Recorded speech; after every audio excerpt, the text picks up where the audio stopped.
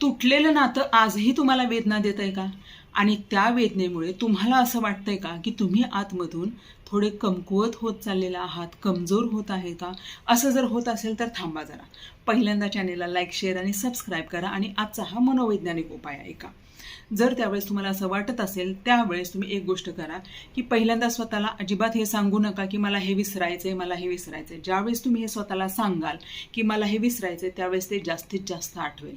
म्हणून काय करायचं, ज्यावेळेस एखादी वेदनादायी आठवण तुमच्या डोक्यामध्ये येईल, त्यावेळेस दीर्घ श्वसन करायचं, मोठा श्वास घ्यायचा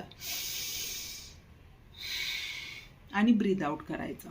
असं 5 ते 7 वेळा करा. आणि हा विचार डोक्यामध्ये आलेला आहे म्हणून इथे साधारणपणे 1 ते 1.5 मिनिट तुम्ही टॅपिंग करा. हे टॅपिंग केल्यामुळे तो जो विचार आलेला आहे तो आपोआप बाजूला जाईल आणि तुम्ही थोडे मोकळे व्हाल, थोडे आनंदी व्हाल आणि तुम्हाला थोडं बरं वाटेल आणि हलकं वाटेल.